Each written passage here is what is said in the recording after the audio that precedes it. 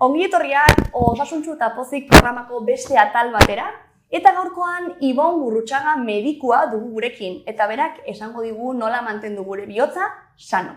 Ezta? Bai, hori. Ze, gure organoetatik, igual ez baldin bada garrantzitsuena, garrantzitsuenetarikoa bada, ez? Horixe da, bai. Eta batzutan ez dakigu oso ongi, ze ariketak behar ditugun egin hori sano mantentzeko. Bai. Ez dakitzuk pistaren bat baldin badukazu? Duela gutxi arte esaten zen, ariketa aerobikoak oso garrantzitsuak zirela, baina azken urte hauetan ikusi da baita indar ariketak oso garrantzitsuak direla. Gimnasioan egiten ditugun horiek, ez? Makinekin eta bar. Eta horiek, baita oso garrantzitsuak dira bihotzerako eta bihotzeko muskularako azken finean. Eta gero, ariketa intervaloak edo egitearena, ez? Osea, ariketa gelditu dela oso nahiko osasuntsugarria guretzako, ez? Bai. Hori ala da? Bai, odol tentsioa jaitsi daiteke, horri esker, baita arnasketa sistema edo arnas sistema hobetu daiteke intervalo horiei esker, eta uzten diogun tarte bat gorputzari berriz, ez? Berreskuratzeko, baita pixkat gehiago exigitu aldiogu gure gorputzari, ez? Baina beti kontrol batekin eta ez baldin badakigu ze ariketak egin eta bar, profesional baten laguntzaz. Bai, hori beti da garrantzitsua, ez? Batzutan joaten gara eta gimnasio batera sartu eta ezakit makina horiekin hasi, baina egin kontrol asko gabe, ez? Orduan behar dugu supervisio puntu hori. Bai, pixkatxo bat gutxienez asterakoan, ez? Baina hori bai fijo daukagula sedentarismoa bihotzaren antagonista dela, ez? Bai. Ez digula oso ongi... Bai, eta horretarako, gure egunerokotasunean edo, ariketa batzuk edo sedentarismo hori ekidin behar dugu, ez? Adibidez, lanpostura iristean edo gure lantokira iristean, igogailua ez hartu eta eskailerak hartu adibidez, eskailera bitartez igo, edo ibiltzen joan lanpostura, gure lantokira, edo erosketak egitera baita ibiltzen joan, edo bizikletaz.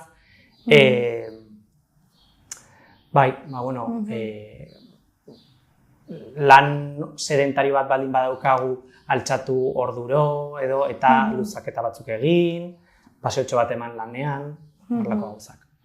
Eta nola jakin gure bihotza sano dagoela? Hau da, ez, agian nik, pentsatzen dut ez daukadala arazorik, eta batean, ez da ala, ez, nola jakin? Jende gaztea orokorrean ez dugu arazo handirik izanen bihotzean, ez?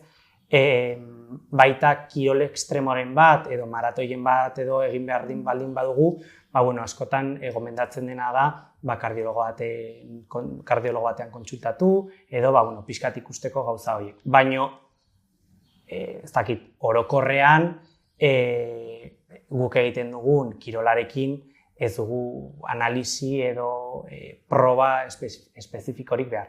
Nola jakin bihotza ondo daukagun? Kirola egiterakoan tentsioa asko ez bada igotzen, baita pultsoa edo pultsoa 200 pultsazio baino gutxiagora iristea komenigarria da, hortikan ez pasatzea, eta baita kirola amaitzean, pultso hori gutxi gora bera mantsotzen joatea minutu batzuetan edo 10-15 minututan. Eta elikadura ere da garrantzitsua, ez, kontu honetan? Bai, azken finean, produktu edo elikagai ultraprozesatuak, azukrea eta bar, kaltetu dezake gure bihotza eta gure bihotzeko arteriak, ez? Eta hori, zahartzaroan edo ezain zahartzaroan kalteak ekarri dezake bihotzean, bai. Informazio guzti honekin geratuko gara, eta mantentzen dugunez, saiatuko gara bintzat gure bihotza sano mantentzen. Hori da. Mila esker, Ibon.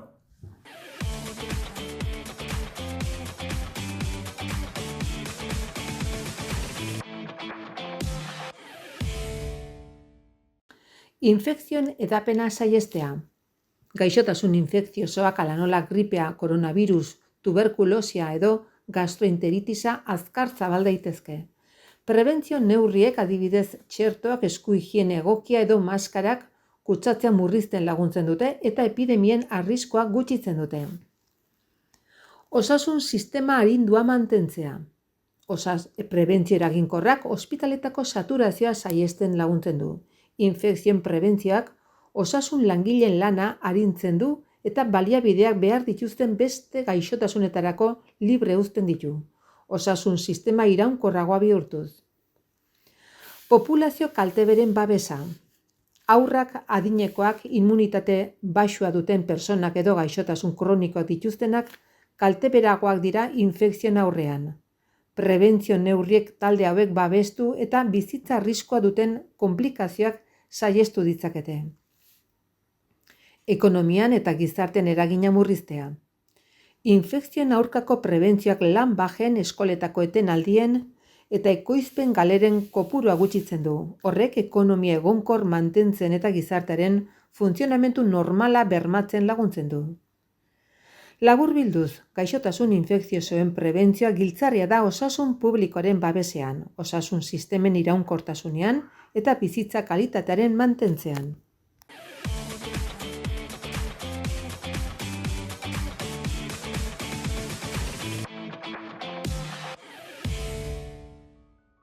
Oraikoan, immunitate sistema indartzeko dietaz solastuko naiz.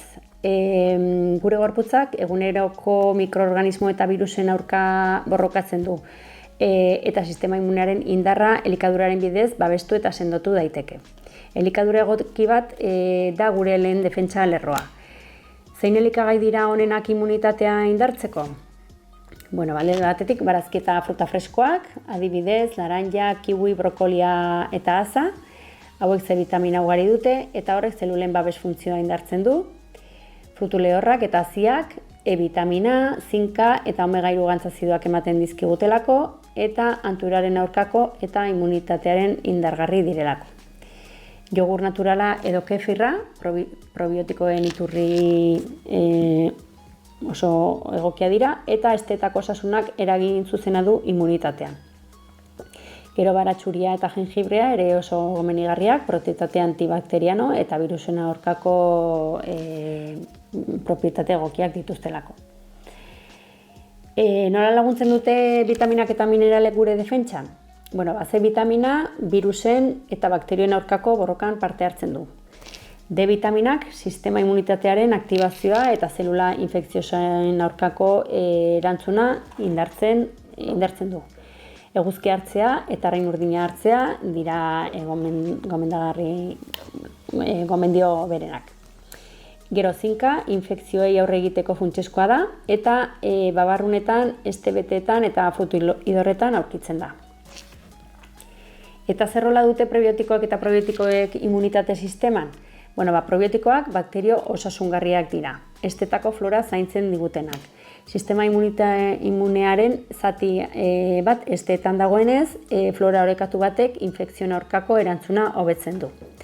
Eta prebiotikoak berriz, bakterio on horien elikagaiak dira.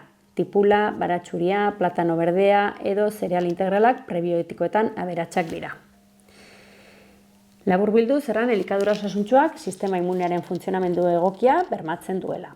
Ez da elikagai magikorik, baizik eta janari aberats eta naturalekin, vitamina eta mineral egokiekin eta estetako oreka eta zaintzearekin gure defentsa indartsu bat lortuko dugu.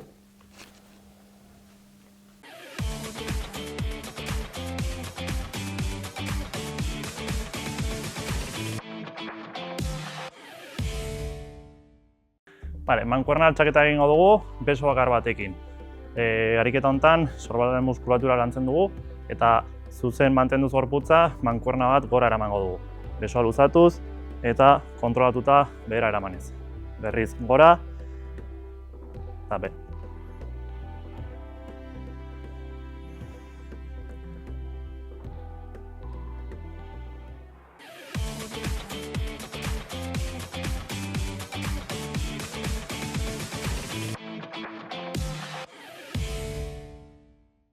Orain lo egiteko postura onak esango dizkizuet. Bi izanen dira, buruz gora, buruz gora behar duguna da. Kusin txikia izan, bestelaz eta lo egiten badugu gau osoan. Horrela, burua aurreratua izanen dugu 8 ordutan edo lo egiten dugun denboran. Lumbar, alboan mina izaten badugu edo goizean zehar hola altzatzen bagara, gomendagarria da batzutan hanka tartean kusina jartzea ere bai. Horrela, gure lumbareak pixka bat erlasatuagoak egonen dira. Lo egiteko beste modu ongarri bat albora jartzea da. Alboan jartzean kontuz izan ez besoa gure buruaren gainetik izatea, bestela orduak eta orduak hola pasata gure sorbaldaren mina hartuko dugu. Besoa aurrera, kusina tolestu, gure lepoa eta sorbaldaren arteko graduak mantentzeko, horrela egoten bagara. Gau osoan lepoa minduta altxatuko gara. Orduan beti kontuan izan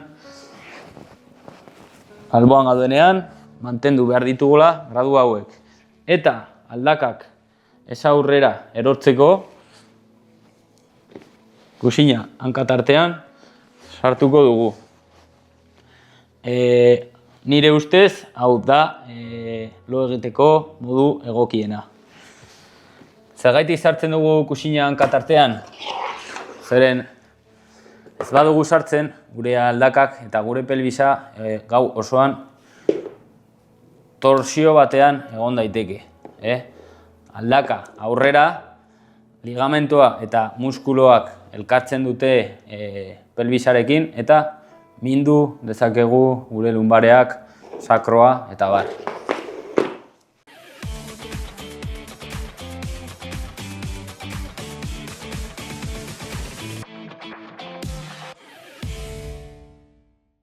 Zer da oraina? Oraina da epe labur batean izango dudan egoera bat. Oraina da jakitea, ni orain adibidez momentu honetan elkarrizketa bat egiten nago eta momentu hontaz gozatzea. Ez du esan nahi orainaz gozatzeak gertatzen aldiren gauza txarrak edo desatseginak alde batera uztea, baizik hori ere kontutan harturik jakitea zer den orain daukadan gauza positibo bat, ez? Oraina estimatu edo oraina baloratzen dugunean, jakin behar dugu ere bai, ez bakarrik egiten ari garena edo lortuko dugun hori baloratzea, baizik prozesu hori bizi izatea. Eta oso gauza txikietan fijatu ahal gara. Momentu batean izan daiteke gutxitan egiten dudan zerbait egiten ari naizelako, bestetan izan daiteke ohitura daukadalako adibidez, kafea hartzeko beti ez dakizein tokitan. Zer da oraina estimatu? Oraina da momentuan egiten ari zaren hori baloratzeko gaitasuna edukitzea. Izan daiteke lanean, izan daiteke dutxan, izan daiteke sukaldatzen, inkluso izan daiteke banku batean zain zaudela zure txanda heltzeko, ez? Zer da momentua baloratzea? Jakitea orain hemen nago, da jakitea zer daukadan eskura, onartzea ere bai gustatzen etzaidana edo desatsegina izan daitekena, ez?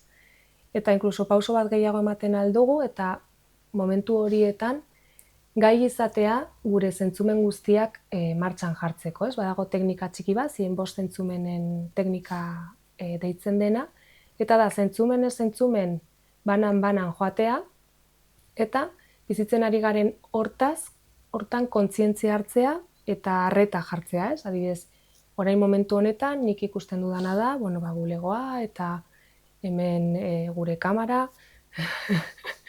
entzuten dudana, entzuten dut kaleko trafikoa, entzuten dut baita isiltasuna, barneko isiltasuna, usaina, usaimena, ukimena eta daztamena, ez? edozein momentutan aplikatzen aldugu hori, goizean goizko saltzen ari naizela, zer sentitzen dudan ahoan, ze usai desberdin dauden, uretan baldin banago, zein den gorputzean daukadan sentsazioa, zein den urak egiten duen soinua. Horrek guztiak lagunduko digu momentu txiki horiek gehiago baloratzen eta kontzientzia gehiago hartzen, presenteago egoten, eta azkenean horrek sortzen du gure barnean, flexibilitate gehiago, malgutasuna, edo resilientzia gehiago eta bar, eta zoriontasun gehiago emango digu, azkenean ari gara gelditzen, bizitzaz gozatzen, eta ahalik eta gauza gehienetan gure arreta jartzen eta disfrutatzen horretaz.